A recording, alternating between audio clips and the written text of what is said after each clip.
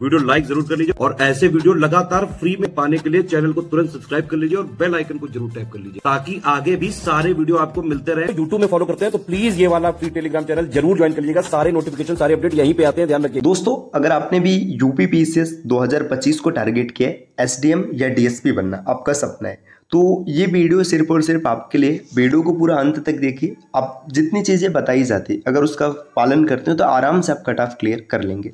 देखिए, आपका टारगेट 12 अक्टूबर 2025 को है, मतलब अभी आपके पास पर्याप्त समय है।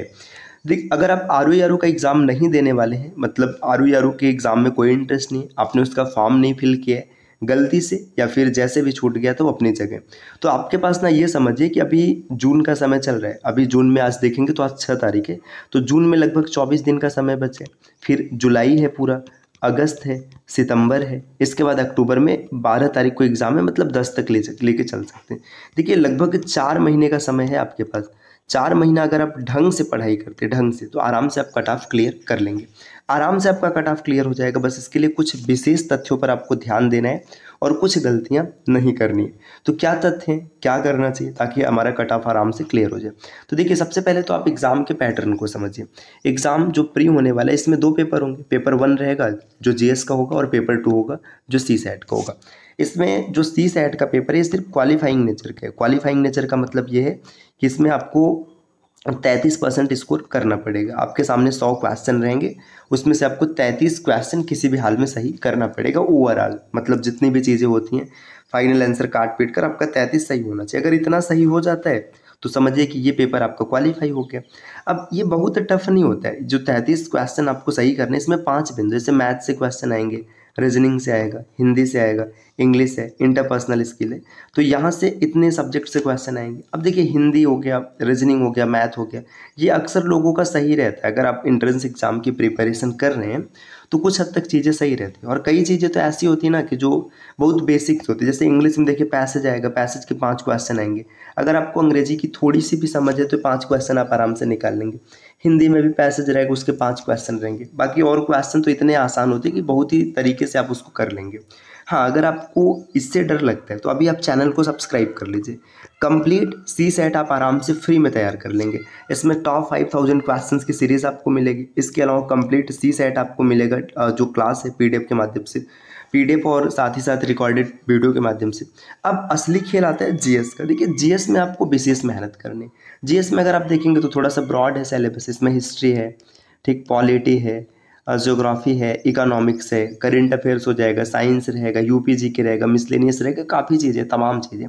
तो सबसे पहले तो आपको ये करना है ना कि आप अपने पेपर 1 के सिलेबस को निकालिए। अगर आपके पास सिलेबस नहीं है तो आपको ये पता होना चाहिए कि आपके सिलेबस में कौन कौन सा बिंदु है। अब पता चला कि आप मतलब जो सिलेबस का हिस्सा नहीं है आप उसको पढ़ रहे हो, कोई मतलब ही नहीं है। अब मतलब फालतू का डेटा आप पढ़ रहे हो, एग्जाम में आना ही नहीं है, तो फिर कोई मतलब नहीं बनेगा। यहाँ पर जो है ना, फाइनल मेरिट यहीं से बनती है। जो आप मेंस में एंट्री करेंगे आप जीएस के माध्यम से करेंगे, तो जीएस पर आपको विशेष मेहनत करना है। एकदम दबा करके मेहनत करना चालू कर देना। देखिए, मेहनत के लिए क्या करना है, सबसे पहले तो आपको डेली टारगेट सेट करने हैं। आप रोज़ का अपना टारगेट सेट कीजिए कि भाई आज हिस्ट्री में, मान लीजिए हमें एंसेंट हिस्ट्री पढ़ रहे हैं तो एंसेंट हिस्ट्री में हमें इतनी चीज़ें डन करनी है। आपने मान लीजिए सेट कर लिया यहाँ पे कि जो पाषाण काल है उसे हमें पूरा करना है। इसके बाद आपने दूसरे दिन सेट किया कि वैदिक सभ्यता हमें पूरा करना है। तो जितना आपने टारगेट सेट किया उसको डन करना है। ऐसे हिस्ट्री हो गया।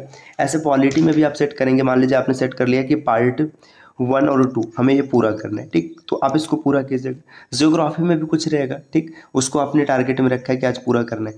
करेंट अफेयर्स रहेगा, इकोनॉमिक्स रहेगा, जितना भी आपने टारगेट किया उसको ऑनेस्टली डन करना है। देखिए, जब आप डन करते जाएंगे ना थोड़ा थोड़ा करके, तो आपके अंदर कॉन्फिडेंस आएगा। अब टारगेट जो आप डन करेंगे वो उसे पढ़ना कहाँ से, सबसे बड़ी समस्या तो यही पैदा होती है कि वो चीज़ पढ़ेंगे कहाँ से। तो देखिए, उसे पढ़ने के लिए आप स्टडी फॉर सिविल सर्विसेज के कोर्सेज को फॉलो कर सकते हैं।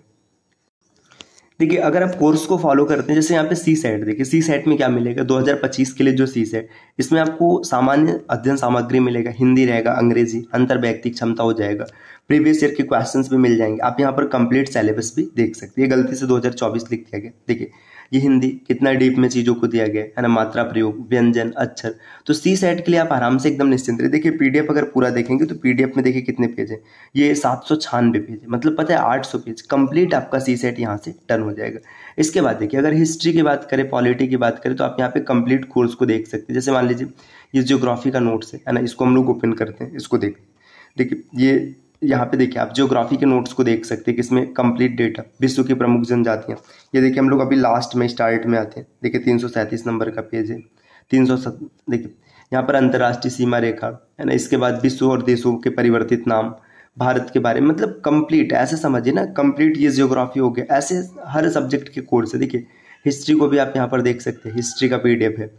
देखिए यहाँ पर कितना बढ़िया तरीके से प्रॉपर आपको दिया गया। जैसे आप यहाँ पे देखिए ये एंशिएंट हिस्ट्री है, ऋग्वेद के जितने भी मंडल है यहाँ पे सबके बारे में बताया गया। देखिए दूसरा मंडल, तीसरा मंडल, चौथा, 10वां, यजुर्वेद के उपनिषद हो गए है ना। इसके बाद देखिए सामवेद के उपनिषद, एकदम विस्तार से जो भी पॉइंट आपको पढ़ना है। देखिए विवाह कितने प्रकार के हैं ये सब बताया गया, जो प्राचीन भारत के इतिहास में शब्द प्रयोग किए जाते थे। इसके अलावा देखो ये PDF देखिए 576 पेज की, आप यहाँ पर देख सकते हैं। देखिए अब ये मिडाइवल हिस्ट्री है ना। तो कंप्लीट आपको सिलेबस मिल जाएगा। बस इसके लिए आपको क्या करना है, टीम के पेड कोर्सेज को ज्वाइन करना है। अगर आप कोर्सेज को ज्वाइन करना चाहते हैं तो देखिए इनमें से किसी भी नंबर पर कॉल या फिर व्हाट्सएप कर कोर्स की जानकारी ले सकते हैं। ये ज्ञान सर का व्हाट्सएप नंबर है, आप यहाँ से व्हाट्सएप के माध्यम से भी जानकारी प्राप्त कर सकते हैं। बस प्रॉपर आपको जितनी चीज़ बताएगी डेली का टारगेट बनाइए, उसको डन कीजिए। और पढ़ाई के लिए आप स्टडी फॉर सिविल सर्विसेज के सिलेबस को फॉलो कीजिए आराम। और दोस्तों ये भी मान के चलिए कि UPPSS 2025 में जो पोस्ट है ये इसकी नंबर भी बढ़ेगी। अब जब फॉर्म भरा गया था तो वैकेंसी सिर्फ 200 थी, लेकिन ऐसी बातें निकल कर आ रही कि ये बढ़ेगी। अब कितनी बढ़ेगी जब आयोग स्पष्ट कर देगा तब वो कन्फर्म हो जाएगा। लेकिन अभी के लिए आप ये मान के चलिए कि संख्या जरूर बढ़ेगी, तो आपके पास बेहतर ऑप्शन भी होने वाले, क्योंकि पोस्ट बढ़ेगी तो सिलेक्शन लेना थोड़ा सा आसान होगा। तो आप स्टडी फॉर सिविल सर्विसेज को फॉलो कीजिए और सिलेक्शन आराम से क्लियर कीजिए।